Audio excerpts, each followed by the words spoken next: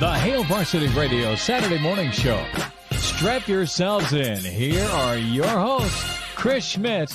Y'all don't even know he was a virgin until he's 28, and now roll tide. And Mark Kraynak. Time has come for someone to put his foot down. And that foot is me. Welcome to it. Weekend editions here. It's Hail Varsity. We're powered by Cornhead Lager, and many of you got to enjoy a Cornhead Lager last night at Haymarket. Big-time win for Nebraska baseball, 6-3 over Maryland. A week from today, we will all be huddled in at the Single Barrel inside the Graduate from 8 to 10 in the morning ahead of Nebraska v. Nebraska. That is Mark Kraynak in the Papio baseball lid. Elijah Herbel is in Denver rocking the NBA Finals hat. Chris Schmidt in my kitchen. Hope everyone's doing all right. Yeah. It is not Papio. No? It's Panthers. It's Panthers. Son of a gun. I know. But don't worry. I have a problem with teams that decide to put the letter for their nickname versus like their town, right? Like I think UCLA is the only one to do that in baseball. They put a B up there. Like no one does that. Yeah, for the Bruins, right? Yeah. Do the Braves put up a B? No. Royals wear an R? No. Like nobody does that. I don't know why that happens. So I have a little bit of a problem with that, but that's what it is. It's not Papio. Well, for the most part, they're a heated rival. People screw it up and say, "Hey, Pittsburgh fan, how you doing?" Right? I mean, that's usually what you get. Are those people you, Chris? Because I remember one time wearing the Navy hat and that happened, and you said Pittsburgh. I think those people are you, and that's okay. And that's okay. The Fighting Panthers. There you go. So, how we doing, Elijah? How was the road trip? Kraynak, how was the baseball weekend look for you? Good to spend time with y'all. Also, what's up with that footage that we got from you yesterday, or the photo? Elijah's in Colorado, is that right? Yeah, I'm in Colorado. It snowed roughly 6 inches last night since we've gotten in, so that's not great. My friends are actually currently in the process of going skiing while I do a radio show. That's awesome. I didn't want to go skiing anyway. What? You're in Colorado and you're not going skiing? No. Well, you know me. I'm a sports guy. I'm here for the sports. I'm here for the Rockies. I'm here for the Nuggets. I'm here for the concert tonight. They can waste their money on skiing all they want. That's my personal opinion on skiing. Actually, like in all seriousness, skiing is a good time. Skiing is also like $400 once you get like the ski rentals and the ski lift and a couple of beers down at the lodge. Like way too much money for the fun level. That's where I'm at with skiing. Like you got to spend a crazy price to go have fun. And there's a lot of other things I'd rather do with that money, such as go to the Nuggets and Lakers on Monday night and go to the Rockies for $5. Like I have a lot more fun doing that kind of stuff. So yeah, we are not going to make note of the fact that you decided to go to Colorado on 420. We're not going to say anything about that. The timing was convenient. Convenience maybe not the right word. Timing is interesting though. Yeah. Who are you going to go see tonight, Elijah? Maybe Kraynak's a fan.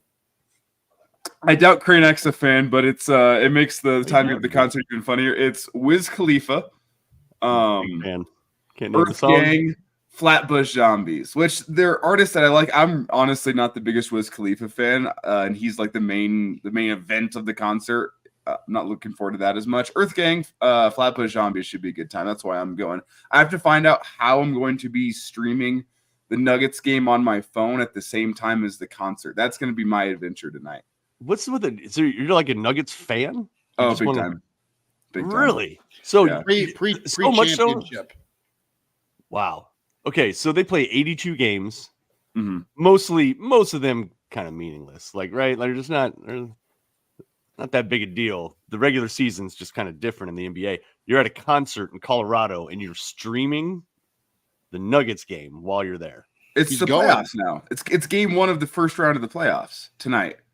Game 2 is Monday night. So my whole plan here is I am going to that game on Monday night. It should be noted I have work off yesterday, Friday through Monday. I'm back at work on Tuesday. So I am going to make the like overnight roadie Monday night into Tuesday morning to make it back in time for work on Tuesday. Yeah, so can somebody give this guy a day off on Tuesday?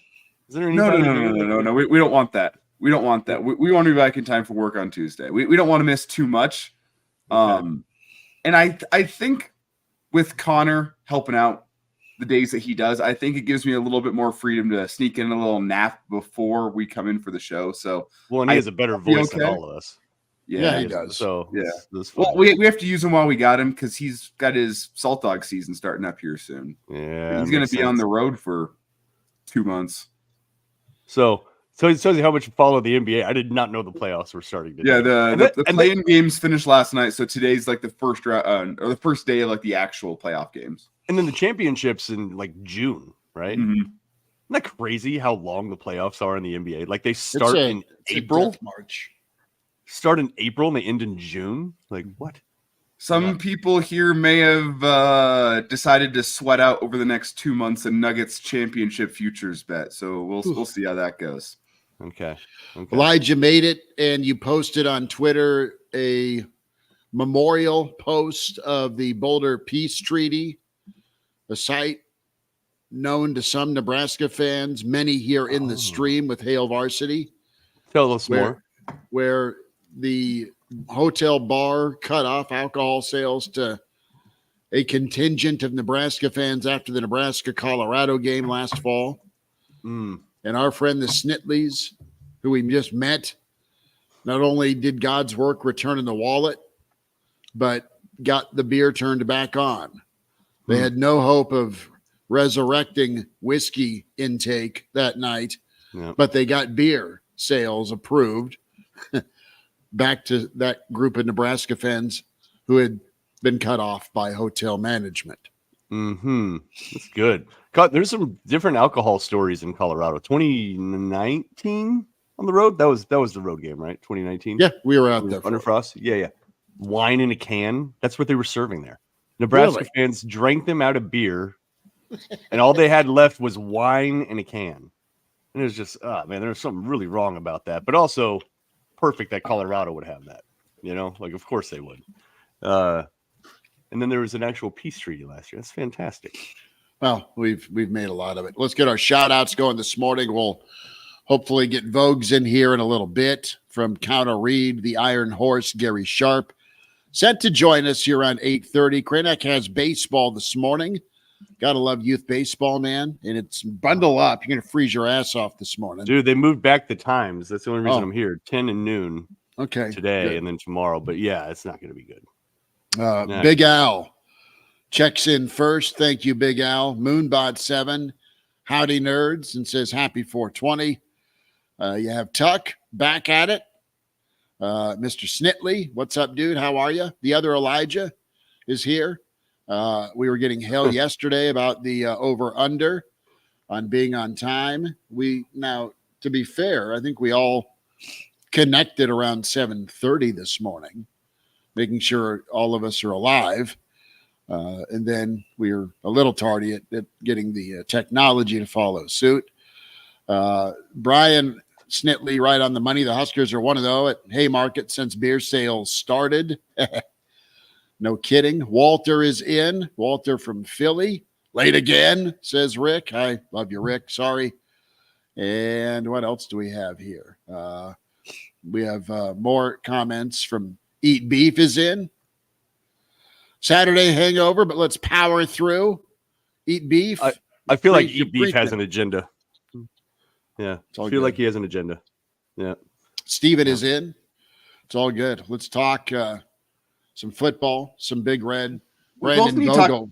We also need to talk a little baseball because somebody needs to fill me in. All I really saw from the game last night was Wordley coming in and slamming the door shut in the ninth. So I also need some people to fill me in on what went down with Husker baseball last night because I was on the road. Well, Sears didn't have his best stuff, had good enough stuff. You had bullpen work. You had a Maryland team that thrives at coming back from being down in the eighth inning or beyond, and that the opportunity was there again for Maryland to do so. And Nebraska did their work and did it well and got off the schneid. It might be the perfect opponent this weekend for Nebraska to grow up a little bit based on how they have let stuff bite them that they didn't take advantage of. Brandon Vogel with us from Counterread, counterread.com, at Brandon L. Vogel on Twitter. Vogues, are you fired up? We're a week away from seeing how the linebackers look. We're a week away from seeing how the quarterbacks perform, that wide receiver room, those younger second year and beyond defensive linemen. It's almost spring Saturday, dude. How are you? I would say I'm appropriately fired up for a spring game, which is to say pretty moderately. Like, it's nice to get a look at some things. It's nice to kind of put a cap on everything we hear throughout the 5 weeks of practice. I think I usually end up taking more from what's happening in those post-practice availabilities than I end up trying to take from the spring game. It's, and I think, well, Rule has said this one's going to be pretty meat and potatoes, for lack of a better term, I guess. His term was vanilla, but so we'll see what we get. That's big to grain of salt.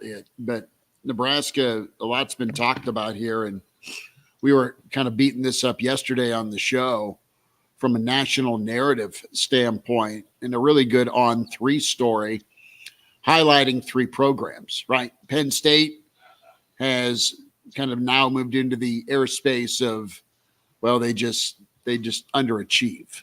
Penn State's an underachieving program, is what some of the national talking heads believe, because they beat who they're supposed to beat, but when it comes to equal or marginal talent difference, Penn State doesn't ever go upset anybody. And they're 0-for-7 in their last 7 against Ohio State. So you got Penn State over to the side here. You've got Miami, right? Their narrative is, are they ever going to get it figured out? Because they seem to have killer recruiting classes with Mario. They paid a boatload of money to get him out of Oregon. Is it going to pop for him year 3? Help me out with the Florida coach's name. Billy Napier. Napier, thank you. I should know that, or it should be able to just roll off my tongue. It doesn't. Napier's a dead man walking if they don't win this year. People are already sick of the Florida thing. And then there's Nebraska, right? And then there's Colorado, and then there's DeBoer. I mean, there's some awesome storylines. What do you think the national narrative is on Nebraska? I think they're about to pop. I think there's a lot of folks that are ready almost to hit, yes, I'm buying stock in Nebraska. I think that's where they're moving. I think that's accurate. And I think it's a big advantage for Nebraska now that you've lived it and relived it and hopefully have processed it and moved on.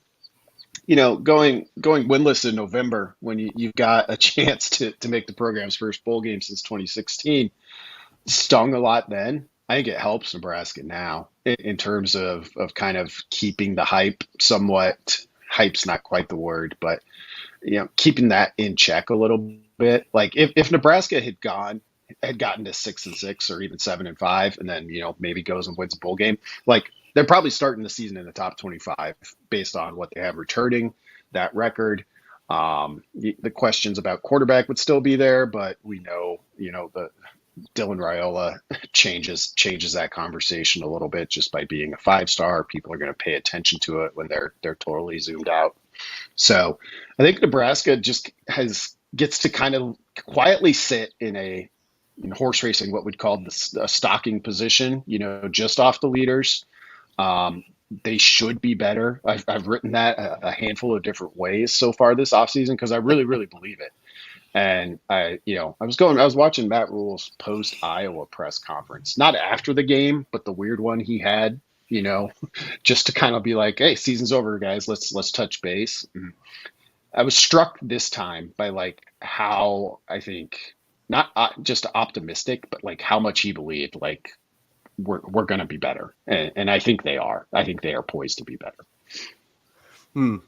Brandon Vogel with us on Hail Varsity Radio. Rick chimes in that Chief Borders said the defense wants to attack with a psychotic mindset. He actually said psychotic effort level is what he wanted them to do, but close, Rick, and point taken. That's a good thing to hear. You like to hear that.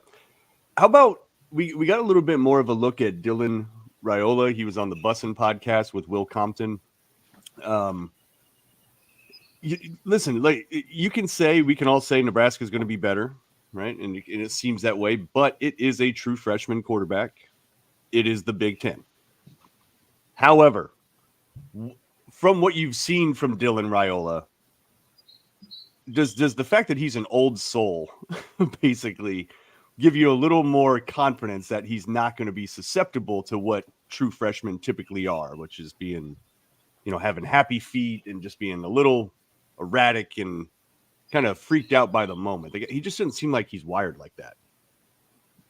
Yeah, he doesn't. And, it'd be interesting to look back, I kind of, when Raiola, when it looked like he was going to flip and then he eventually did to Nebraska, I just kind of went back, and when Nebraska decided not to really pursue another quarterback in the portal, I was like, how often do these 5-stars actually play? Like, they're talented, and you usually see it. And yeah, of course, there's busts, but there are 3-stars who don't live up to being 3-stars either. And I think one of the differentiators could be just those guys who are mature for their age. The line we use all this time of year is he should be going to prom, but he can get up there and talk like a veteran. I mean, and that's something, I think, particularly a quarterback. I will say, Danny Kaelin has always impressed me kind of in that regard too. But I think it matters. I really do. Just being comfortable in those scenarios, and being able to step up and be like, yeah, this is just part of the gig now. Yeah, it's just in that conversation, it looks like he was talking with his peers, and these dudes are like 10, 12 years older than him. It was just, it's pretty remarkable. I mean, and if you're going to be a starting quarterback as a true freshman, you kind of got to view everybody as your peer. Like, hey, we're all here. We're all playing at this level. Like, let's go. Sorry, Elijah. You're good. One of the things that really strikes me from Raiola sitting down with Will Compton, Delaney Walker, is you look at Dylan and he kind of towers over Will, and he's kind of similarly sized to Delaney huge. Walker. You look at it and you go, okay, I've heard this kid is bigger than you think he is, and then you see him sitting next to former NFL guys, and you go, oh, this former NFL linebacker, right? Yeah, and he's bigger than Will. Yeah. And you go, oh, this dude's big. And with that in mind, I guess Dylan Raiola showing up on campus, by all accounts, at least meeting the expectations of what you'd expect from a 5-star. I think Daniel Kaelin's been the guy who's come in and exceeded expectations. I would say Dylan Raiola is the guy who's met expectations, being the 5-star. Just how far along he is by the time he shows up. That's kind of the reports you're hearing out of spring practice. He's kind of met those expectations you'd expect from a 5-star quarterback. With that in mind, Brandon, is Dylan Raiola, based on what we've seen so far, a guy that accelerates your rebuild? Is he the guy that is the rebuild? What's your take on just the importance of Dylan now that he's shown up on campus and you kind of have a better idea of what he actually is? I think he can be the guy who accelerates it, because I don't think he's the rebuild itself. I don't think Nebraska is necessarily defined by how well he plays right away. I guess maybe the better way to put it is he potentially raises your ceiling, but I don't think he sets your floor. There's a lot of pieces to that, and particularly for a team that's gonna be, as Rule has maintained throughout, defense first. Those are kind of his terms that he's used before, and that does change things. And I mean, when you think about pie in the sky, the best it can possibly go, you have a defense that they were 6th in defensive SP plus last year, despite getting very little help from the offense or special teams, which is pretty remarkable in its own way.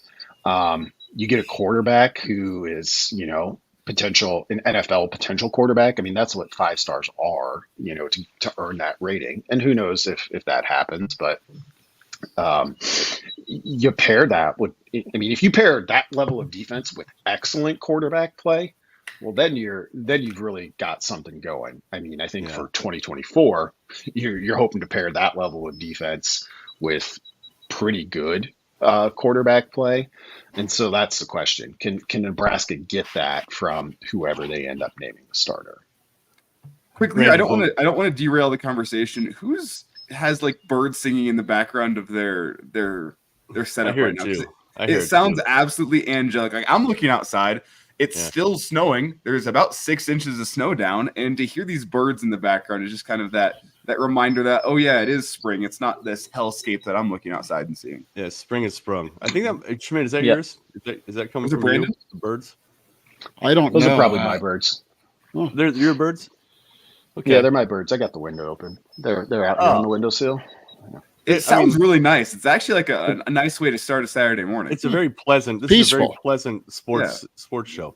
Hey, so we had heard. I just want to kind of sanity check this.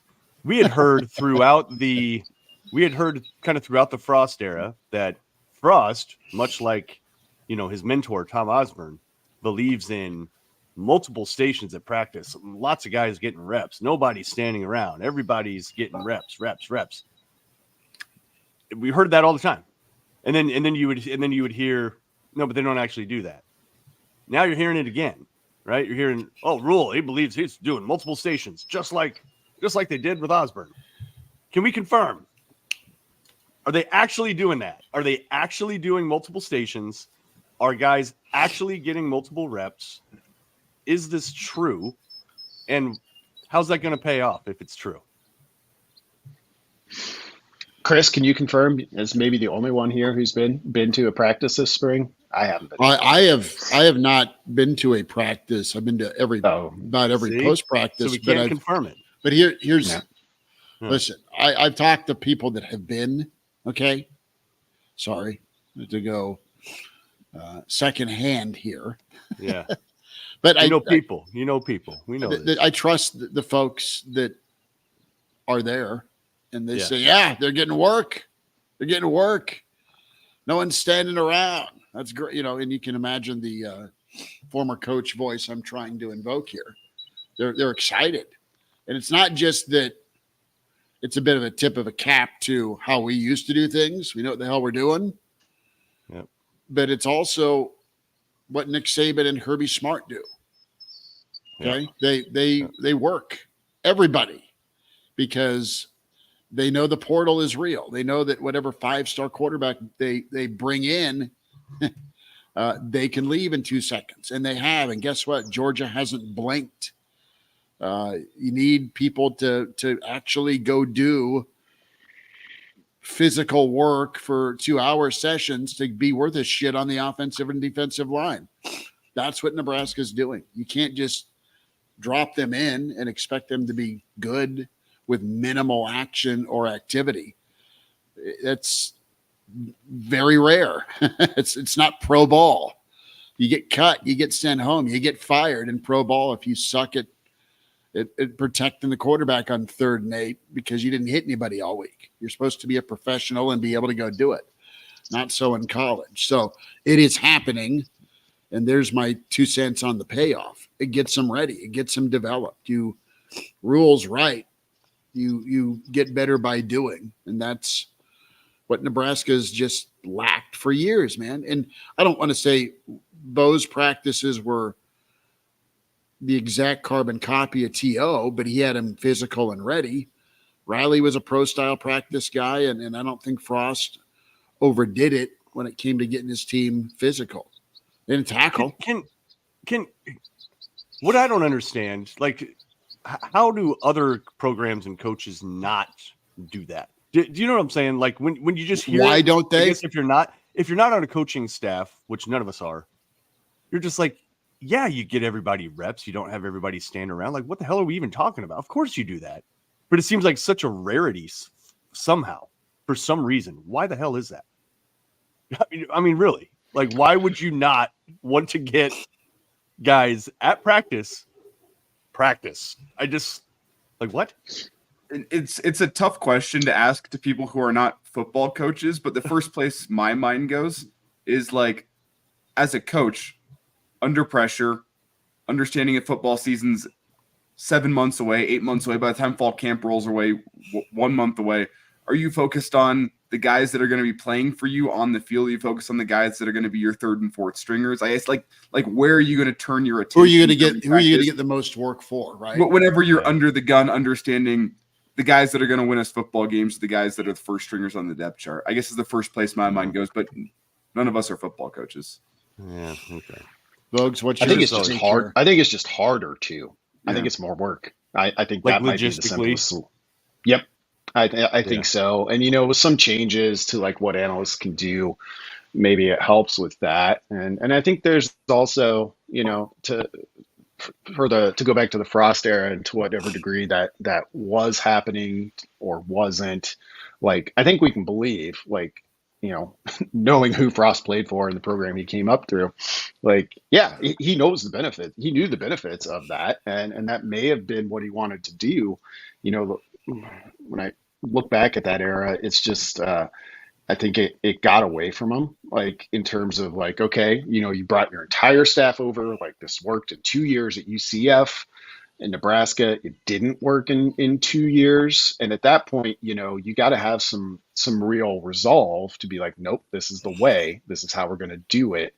And that gets harder as, the pressure ups to Elijah's point. And it's like, well, we got to win some games. Like, so at that point, yeah, it becomes even harder, not just logistically, but, maybe emotionally or just mentally, to be like, what our third string guard's not coming along the way we need him to. Yeah. Hey, let's switch gears real quick. I gotta hop in about 5 minutes for baseball. So I want to get into this with you. 3 transfers this week announced for Fred Hoiberg.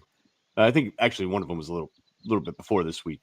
But you get Andrew Morgan, the post from North Dakota State. He's I think he was a 3-year starter there, something like that. 6'9", 6'10", banger down low. Get Gavin Griffiths, transfer from Rutgers, 3-point shooting specialist, top 50 high school guy. Really came on late for Rutgers.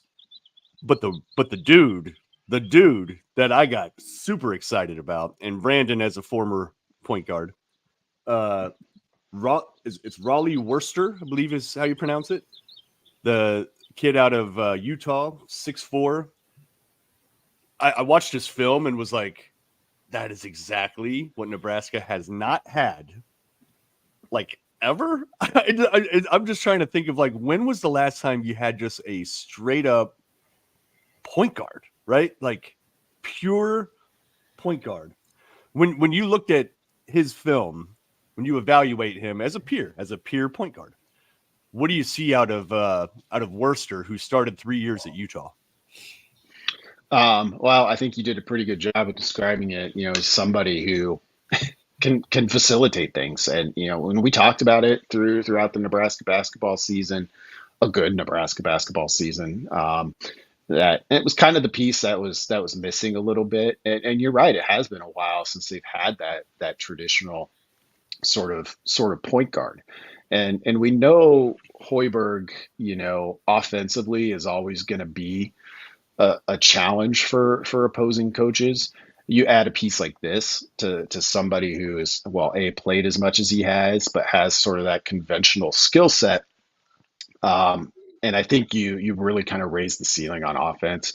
I really liked Morgan too. I kind of love guys transferring up in terms of level. It's great when you can find a guy who's coming from Utah in the Pac-12 over to the Big Ten. And, so when you look at those 3 together, you've got a really nice blend. You got the guy coming up, you got a proven point guard, and you got a guy who's used to the Big Ten. So I think Nebraska's done a pretty good job, in my opinion, in the transfer portal, and I think back to Alabama in this NCAA tournament, that was a team that lost their best players and really made hay with transfers. And, their offensive system isn't the same as Nebraska's, but Nate Oates is really, really into like the sports science and the analytics piece of it. So I think that's kind of a model that can work. Well, we've seen it work with Alabama. It doesn't guarantee it's going to Nebraska. It's like find your kind of guys, and that's what stands out to me about Nebraska last year in the portal. They found the kind of guys they've needed for what Hoiberg wants to do, and the 3 transfers so far, I think, check those boxes in a pretty big way. Brandon, have you seen enough so far in college basketball to think that building your roster through the transfer portal is sustainable? In football, we've seen it. I mean, Colorado's kind of the great example, and we're going to learn a little bit more whenever we see their upcoming season in terms of what does building a roster through the transfer portal look like in college football. Have we seen enough to say that building your roster through the portal in college basketball is sustainable, or do we need more data points? I'll always ask for more data points, but I think, well, I know I'm definitely closer to saying it's possibly in basketball than it is in football. I don't think, like, you're always going to have kind of a bell curve, and maybe we'll see what happens. Maybe Ole Miss on the football side is over there with self-proclaimed portal king Lane Kiffin, and maybe he's just like good enough and they can do that. I think most teams that are going to try and execute that and really rely on the portal in football, it's going to be a losing battle. I think you want to be in the sweet spot of like 8 to 10 transfers. That's where you're being pretty selective. You're like, these are holes that we can address right now. Because otherwise, and Rule will be an interesting example of this. Like, I think you're sacrificing a little, some intangible things in terms of like team camaraderie, culture, all that stuff that I still think matters a lot in football. Basketball, you've got fewer guys. It's always, we've been in a one and done era for a long time at the top of the sport. So there's just always been a little bit more movement on the basketball side. And I think it's a little bit easier to manage that year to year. I gotta get out for baseball, but just real quick, you guys notice too with the recruiting class plus the transfers, like a lot of coach on the field types. Maybe not the fastest guys, but guys that work hard, heady players, all of them. I'm just trying to say there's a lot of white dudes that Nebraska's getting on in their recruiting classes. It's kind of, we got Nick, we got Braden, Gavin, Andrew, Raleigh. Pretty interesting though. They're not done though. They got to fill up like 4 more slots. So we'll see. But and then by the way, Chucky, Frankie in the stream, Funky Giblets is asking, what about Chucky, Frankie, and Kyle? Talking about the Bellevue West Thunderbird trio: Chucky Hepburn, Frankie Fiddler, William Kyle. I think Nebraska's got a good shot at William Kyle. I think Frankie is still trying to decide, and I think there's a giant bag of money from Louisville waiting for Chucky Hepburn if he doesn't want to go to Michigan State. I think Nebraska's out of the running for both Frankie and for Chucky. That's my 2 cents. I think Creighton might still be in the running for Chucky, though. And Raleigh Worcester beat the point guard. Almost kind of eliminates needing Hepburn because none of those guys are going to sit. Both those guys want to start. And then Gavin Griffiths, kind of similar to Fiddler too, like size-wise, can penetrate, can shoot. So yeah, I think a ship sailed there. But William Kyle still a chance. Serial killer goggles, So. Yeah, and William Kyle, good shot blocker, rebounder type. Still in on him. But fellas, Kraynak, love you much. See you, bud. All right, next week. Y'all. Single barrel. Kraynak, be there. Yeah. All right. There he is. Mr. Kraynak. Appreciate him. He's off to youth baseball. Vogues, before we say goodbye, I would love your take on something you wrote about here with Connor Reed. And I want the weekend audience to get some info with what kind of your focus was on the offensive side of the ball for Nebraska. You ask an amazing question that we've all kind of huddled up and tried to figure out with the offensive output. And I want to revisit that for folks this weekend that are checking in on Hail Varsity YouTube. How many points is enough, brother? You explored it, and you've been working on it with Connor Reed. You and Aaron do a great job, and folks can subscribe to ConnorReed.com. But that is an unknown, isn't it, for this upcoming season? How reliable can the offense be? And you pair it with the defense, what are you going to get out this season? Yeah, this was kind of the off season is long, so there's a lot more I want to do with the offense. But so this is kind of a pretty zoomed out view. There's kind of two pillars of offensive football. You can be efficient, you can be explosive. It's rare to be both. Nebraska was neither in 2023. They're a little bit closer. I think they were 70th. In terms of explosiveness and in the hundreds in success rate, which is the efficiency measure. One of those has got to climb to above average, like I'd say 50th. And that's with the assumption that to get to 7.5 wins, preseason win total, so 7-5, 8-4, you probably need that from the offense. Quarterback play is another big piece of this. So what I did with that post that you're mentioning is I took the top 10 defenses, of which Nebraska was one last year, and just looked at what they did. And I mean, and 6 of those teams were in the top 10 in the final playoff rankings. You got Georgia, Michigan, Ohio State, et cetera. And then Notre Dame was in there. And then you had the 3 other top 10 defenses, Iowa, Wisconsin, Nebraska, the Big West trio, who kind of got there without offense. So I think the question for Nebraska is what if you add offense to that? We kind of know Iowa's just not, and that's fine. They won 10 games that way. It's really remarkable. What happens, and then how much offense do you need to add? And I don't think it's a huge jump that Nebraska needs. They just need to get better in some really key areas. Bogues, who surprised you last year when you look at their success on field, maybe where they finished in the rankings? Who do you think overachieved most in college football, either because they had such a garbage defense or such a garbage offense? Who was Nebraska like last season that won? That won. I mean, their closest, or one more. I mean, their closest comparison, and this makes sense given the game that they played from the numbers perspective of the teams that are fresh in my mind from looking at that, was probably Wisconsin. And and the difference is Wisconsin had a little bit more offense than Nebraska, and it scratched its way to 7-5, and then ended up losing a bowl game, which whatever. So, and looking at the numbers, Nebraska, I think, definitely gets there. But I think you get higher than that in terms of teams that maybe underachieved of that group that had a really good defense. Once I paired it with the offensive numbers, Notre Dame surprised me. Notre Dame was really good in efficiency and explosiveness, went 9-3 in the regular season, which is probably one fewer game than they should have lost, or one more game than they should have lost. And if you're 10-2, you're probably closer in the playoff discussion. And looking at Florida State, at the time where they were left out of the playoff, I felt that was pretty unfair and unjust. But that Florida State team was really explosive and was maybe a little bit ahead of where its true strength was, even at full strength. So those are the ones that come to mind off the top of my head. Vogues, what's coming up from you, and what's happening with Counter Read, bud?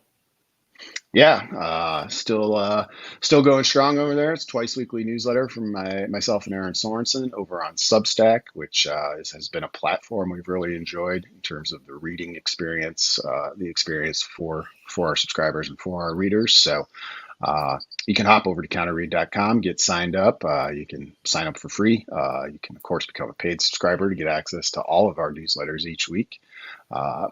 Next week's spring game full speed ahead.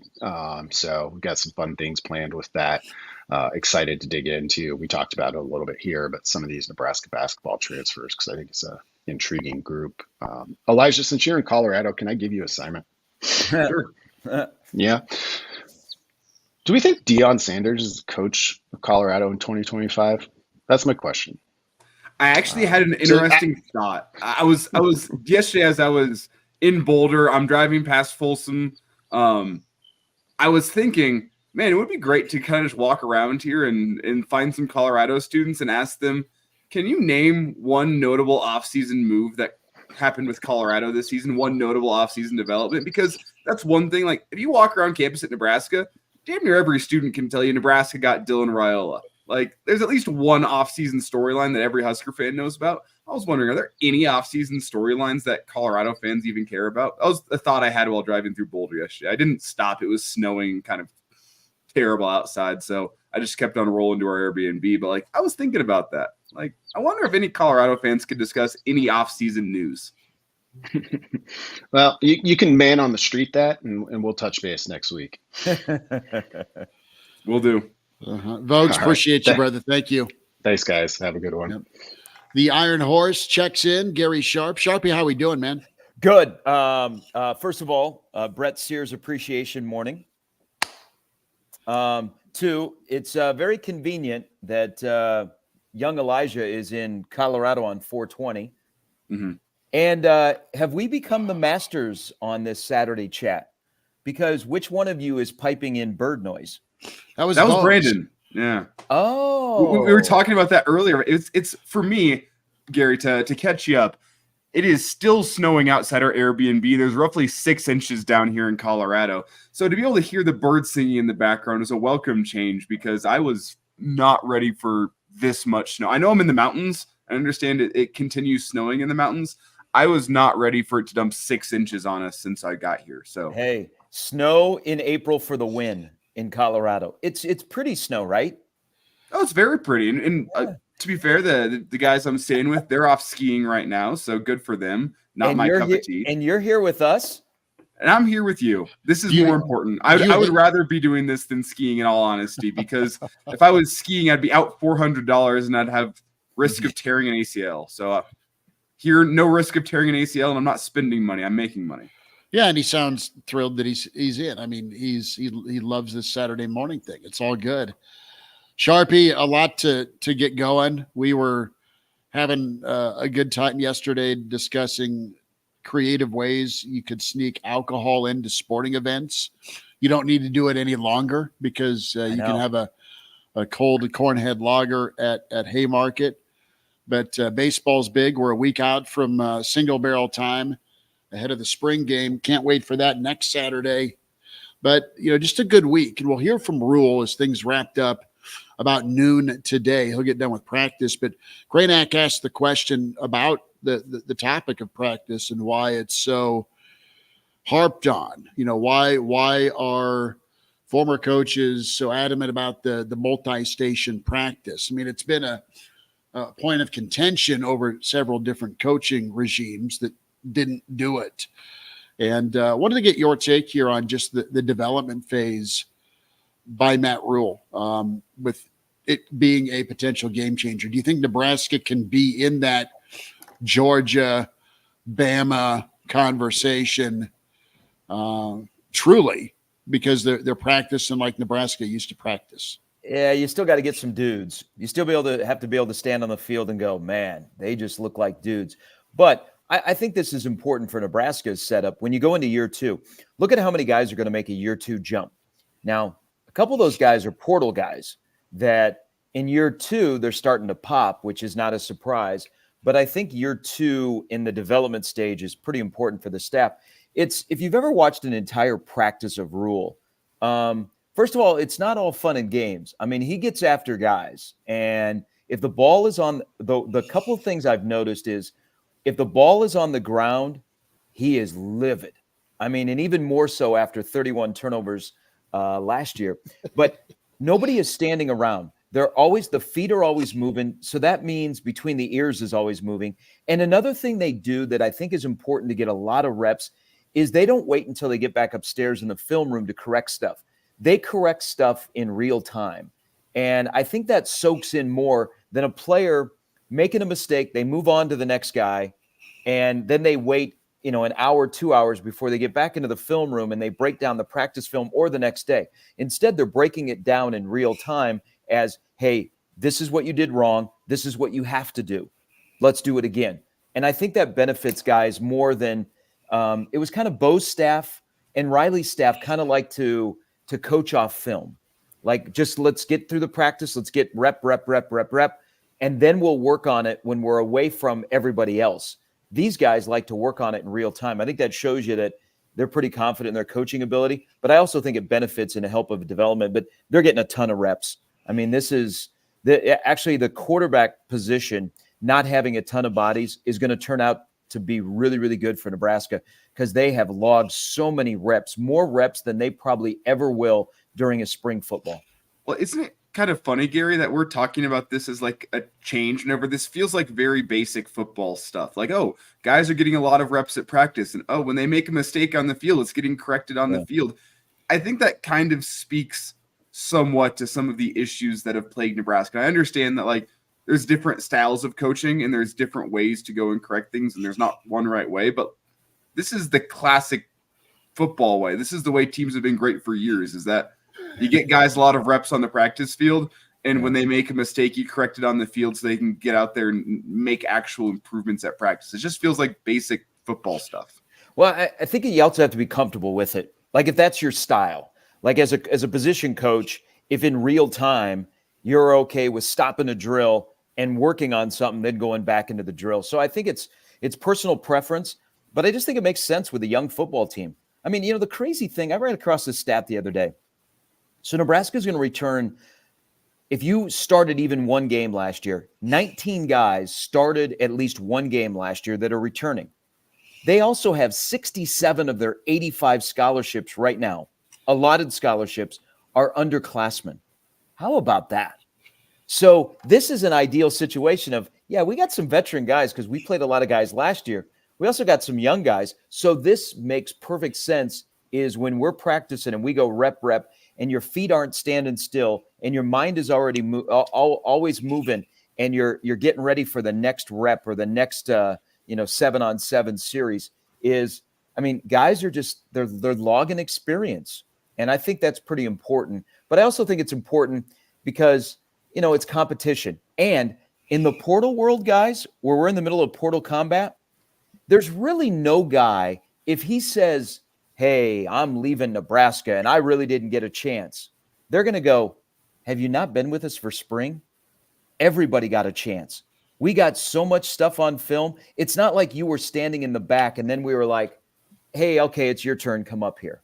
So I think that also plays in. It's a wide-ranging discussion, but I think it's pretty fascinating how Rule runs practice.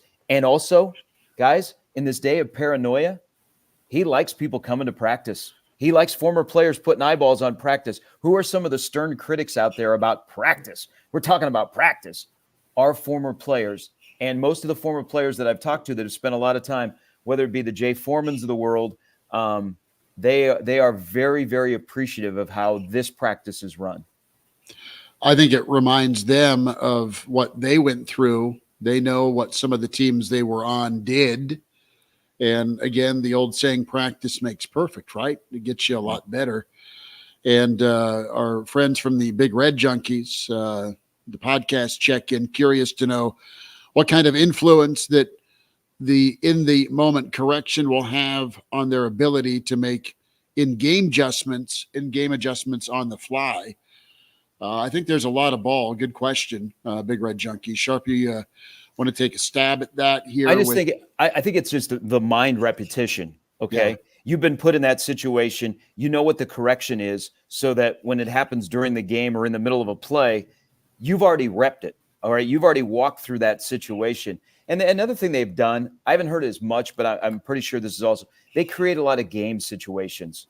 Like it's not just rep, this is what we do. It's technique. They do a lot of game scenarios, which also helps when you get squeezed a little bit in games. And, and maybe your training dips a little bit, but they also, and this is with any business, if you train, when you get into that tension convention moment, what do you rely back on? What do you fall back on? Your training. Mm-hmm. Yeah. Gary Sharp with us, the Iron Horse, Hail Varsity weekend. Kraynak off to youth baseball. Elijah's gearing up for a 420 Wiz Khalifa show tonight. Then he'll, Rockies tomorrow, and then Nuggets Lakers Monday. Yeah, Rockies tomorrow, weather permitting. So they got canceled last night and moved to a doubleheader. The weather's supposed to be much nicer tomorrow, so that's the tentative plan. And then, my buddies all hit the road Monday morning. We were hoping to get some tours of the Coors factory, but unfortunately they're only doing tours on Thursday and Friday of next week. So no Coors factory tour, but alas, they're going to hit the road, and then I'm going to stick around and go to the Nuggets Lakers game because I was the one who shelled out the money. I was the one who cared. So that's my plan. I love it. And then you'll be back bright-eyed, bushy-tailed by 4 p.m. Tuesday. It's a whirlwind. That's pretty good. Sharpie, let's spend a minute here as we wrap on spring, and we'll get to some baseball thoughts from you. What's the difference, in your opinion, going to be a week from today with quarterback play? What do you think we'll see? And give me a thought on what you're hearing about Glenn Thomas, his impact with these young quarterbacks. So let's start with Glenn Thomas. He comes along at the right time. Last year, the Jake Peets, which, Satterfield would have been coaching quarterbacks, didn't work out. Probably learned a lot of lessons during that 1 year. Glenn Thomas's forte, I've said this over and over. The people I talked to in Pittsburgh said the reason that he was with the Steelers is because he's very good at working with young quarterbacks that are not hard-headed, and there's still room to learn. Mm-hmm. And that's why in Pittsburgh, where you had a Kenny Pickett, Glenn Thomas was ideal. So he comes into Nebraska, and he basically has this clay to work with because he's got two guys that just walked in off the street. You've got Harburg, who is still, they're still trying to figure out what to do with him at quarterback. And Glenn Thomas comes in, and he's got this wealth of knowledge, and he also gives a lot of room to his quarterbacks. And another thing that under Glenn Thomas that I think we'll see as this position grows is the quarterbacks will have high football IQ. They won't just be athletes playing. They will be able to read stuff in real time. So I think he's been a really, really a great thing for them. Watch Harburg's motion next week. It's a little bit different. So they've tinkered with it a bit. It has not taken Harburg from where he was last year to the bona fide starter, but at least he looks better. Yeah, he's not as muscle bound. But with the two freshman quarterbacks, I don't think you'll see much different from what you've already heard.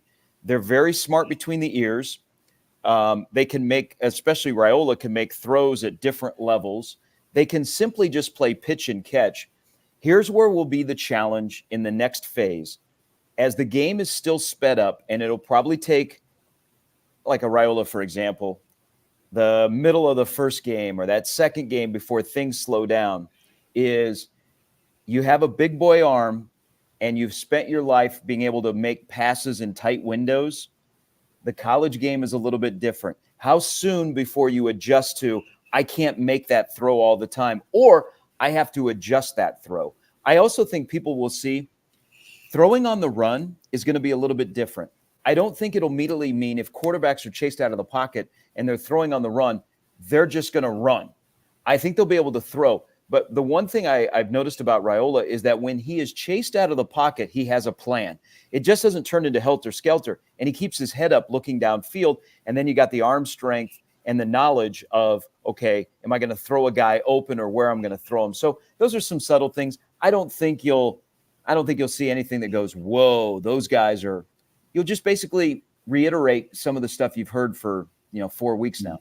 Gary, one of the things we discussed with Brandon a little bit earlier this hour was, does Dylan Raiola raise the floor or raise the ceiling for Husker football this year? So I'm going to kind of rephrase that question to you.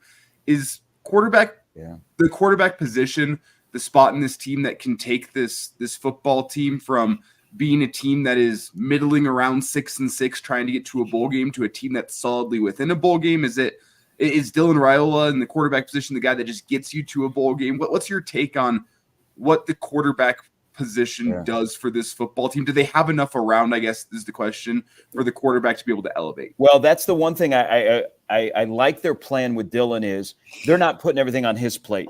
We got him. Let's build around him. Not let's have him and then everybody follows.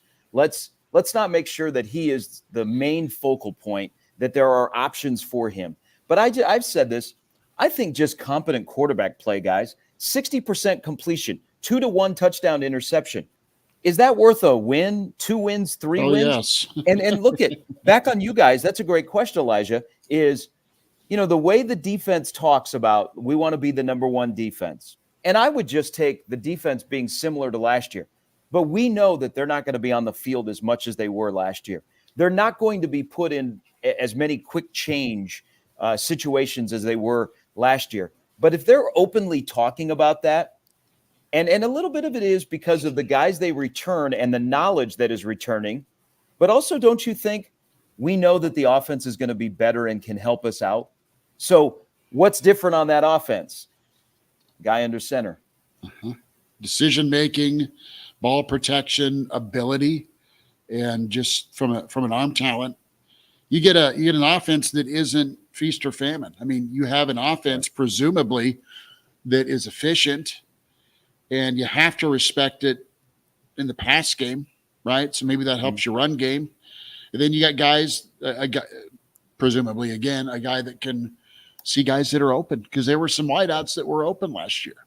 The throws weren't made. Oh, we've all right. You see Lloyd open 80 times against Michigan State or Iowa or Wisconsin, just as an example that the option number 3, right, in the passing route. Schmidt, that's a great point. All three of us have sat up high in Memorial Stadium, and we can see wide receivers schemed, to get open, and they're running downfield, and either the quarterback holds onto the ball too long, so then all of a sudden it's scramble mode, and that just play falls apart, or they don't have they're just a one-read guy, and they don't see Lloyd streaking down the field. So this is kind of what happened last year is they tried to scheme wide receivers open, and some guys got a little bit in their feelings when they would fight to get open and the ball would be nowhere near them.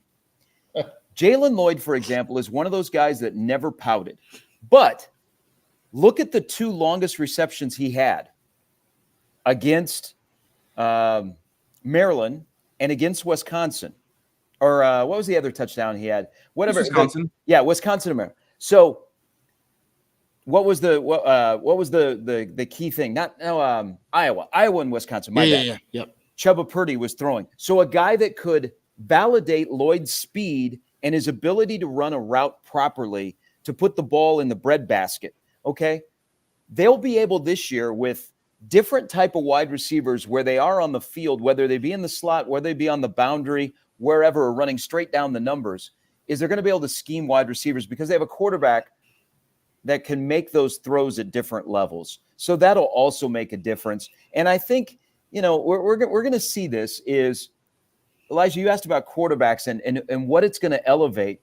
I think we'll see some guys on the offensive side of the ball, and they might even be offensive linemen, that just because a quarterback is competent and plays quarterback the right way, we're going to go, whoa, where was that guy last year? And we might say, well, that guy was there last year. He didn't have somebody that could complement him.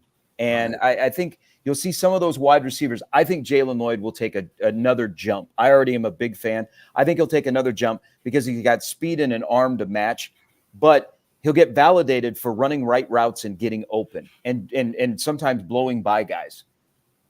No, it could be pretty fun if you're a Nebraska fan with those things coming together. That's the right word, is complimenting. When you're supposed to, you have a job to do, you do it well, and everything's in sync. Sharpie, as we wind down the weekend edition, thoughts on Sears, thoughts on Nebraska and Maryland, and just let's spend a minute on baseball and then hoops, your forecast for Go Big Fred, as there's still a couple of monster Omaha names out in the portal still 2 weeks later. But baseball-wise, this is a really good gut check, isn't it? With Maryland, with what they've done well. They're not a great team, but they're dangerous in the late innings. That's obviously been a problem for Nebraska here recently, shutting the door, slamming the door, hanging on to leads, and pretty big for the Will and company last night to do their work. They did it, and they had a beer probably afterwards because they could. They're in a slump. I mean, they're not out of the slump yet, but it helps to have a guy like Brett Sears, who is, when you walk on the field on a Friday night in the Big Ten now, you're like, hey, we got a chance to win. And momentum is in baseball. Momentum is the next day starting pitcher. So Tuesday was disappointing, and it wasn't just Kyle Perry nibbling. It was the wind is howling, and you only got 4 base hits, and you had bad at-bats. And you saw last night early in the game, they struggled a little bit. I mean, they had some poor at-bats, but Brett Sears was the constant. That was a really good win for Nebraska last night. And you hand the ball over to McConaughey, who was great for you last week when you needed a bounce back. They're still in a slump, but right now it's winning conference series, and they're up 1-0 in this series against Maryland. They win today. They've won another conference series. It just becomes Sunday is kind of forming how we think about a Big Ten weekend, even though you win the series.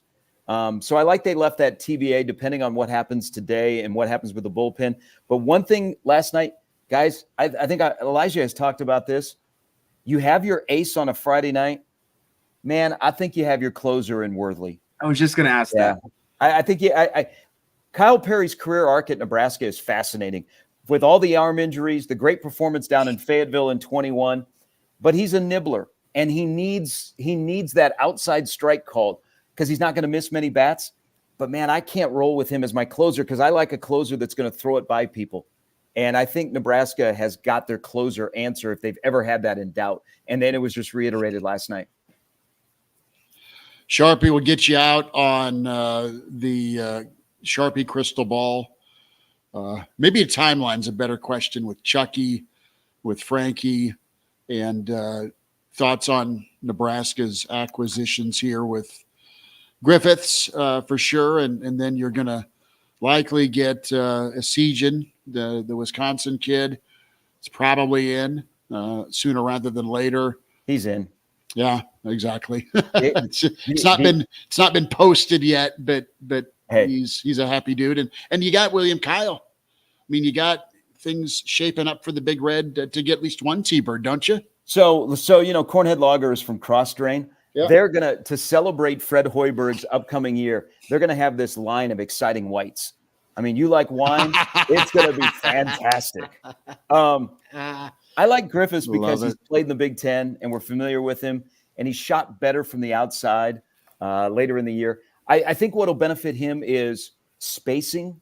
He'll have better spacing with better point guard play. Esijan has played in the Big Ten. He was also in an offense that was not as fluid, but I will tell you, Fred loves that kid. Fred absolutely loves that kid. Like when they would talk about Wisconsin, he was higher up on the scout of like, man, you got to watch out for this guy. And you saw the game in Madison. Fred that game in Madison, this dude just starts lighting up behind the arc. You just go, oh my God. You're going to make it stop. Well, it should. Hey, people are going, why is Greg Gard still employed? Why did Chucky leave Wisconsin? I'm like, well, Nebraska broke Wisconsin. Yes. When they lost in Lincoln, they were really kind of never the same. So let me start with Frankie. As everybody knows by now, he's supposed to join me to announce his decision on Monday. He came back from Michigan State. He wasn't ready to make a decision. I didn't know that Chucky was going to go into the portal. When Frankie was in Madison, they spent a lot of time together. Wisconsin's NIL, they gave an offer to Frankie. They upped their offer to Chucky. I'm not sure what happened in between because Greg Gard at the Final Four was intimating that it was inevitable that Frankie was going to say yes and him and Chucky were going to play.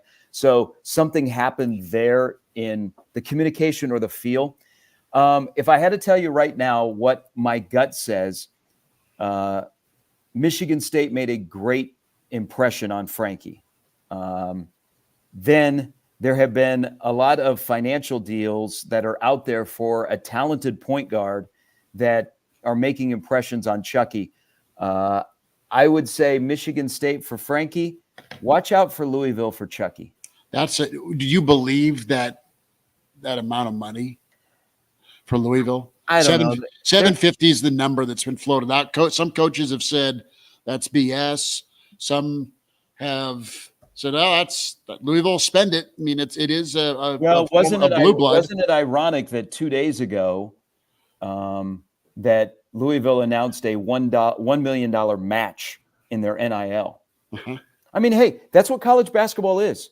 I mean, you got to make it rain. I mean, you got to pay to play, and you got to get in the game. Nebraska basketball has tried to get their NIL above $2 million for basketball. They had the event in Arizona. Elijah knows this.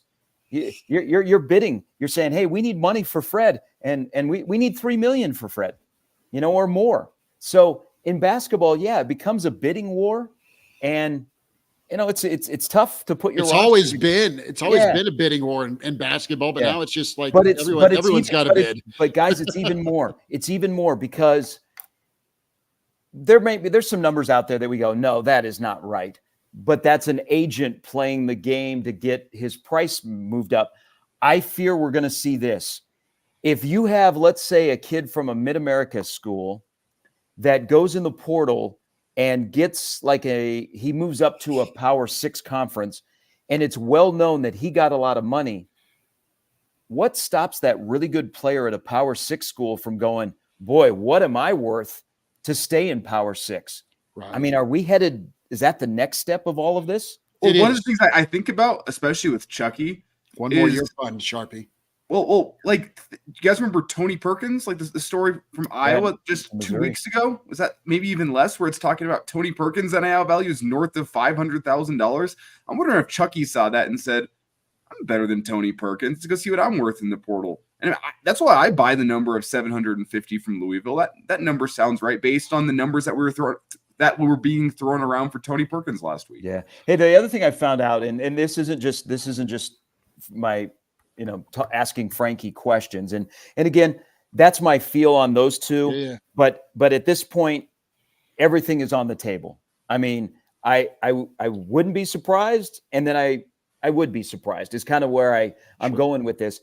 But here's the thing is guys want to make some money, and guys also want to play meaningful games in March. And programs that do that on a consistent basis, they are very appealing to guys that maybe just have 1 year available in the portal. I think Fred's approach in the portal is, yes, we're going to and we want to play meaningful games in March, but I want guys that are going to be here for 2 or 3 years instead of that 1 year in, help us get somewhere and then say goodbye to them. Yeah, you gotta get some sustainability with what you bring in. Is it a multi-year thing versus a quick shot and then you're back chasing your tail again? Sharpie, you're awesome, brother. This was a fun chat. Check out the Average Joe Sports Show podcast. That is dropped as well from the week that's been with Sharpie and Bill Dolman and Elijah Herbel. Chris Schmidt, we'll check in with you next time. Elijah, you call, brother, if you need bail money, all right? I don't think we're going to need that. Personally, it's not going to be that kind of weekend. All right, I am guys, 25 years old now. All right, 3 best friends. Have a great weekend, everybody. And Elijah, remember to celebrate 420 safely. Thank you, Gary. Thank you. It's not why I'm here, but thank you. We're painting poor Elijah as this stone cheetah monkey. He's going to be running into walls in about 4 hours. I should be eating Cheetos for the next 6 hours before this concert starts. It's just great. Funyuns and Cheetos. It's going to just be the left, the right hand, and you're just going to. There's a reason why beanbag chair behind you. I mean, it's on. There's a reason why Peyton Manning invested in a lot of pizza joints in Denver. Sharpie, we'll see you, bud. Thanks, guys. Yep. Elijah, be good, buddy. Thank you. Thank you. I'll talk to you on Tuesday, hopefully after a Nuggets victory. Hey, look for me on TV. We didn't talk about this on the show on Thursday. If I have looked at the seat map correctly, I am in the front row right on top of the Lakers tunnel as they enter the court. So I'll be the guy that's pouring beer on LeBron James. Don't be that guy. But Elijah will be the mustached hooligan being removed by security for pouring beer on LeBron. He won't really do it. No. We'll talk to you next time. Subscribe, Spotify, iTunes, Google Play for the Hail Varsity podcast, and then the Hail Varsity YouTube channel. Follow and subscribe that way. Elijah, Chris, back at you 4 on Monday with Hail Varsity. Thanks.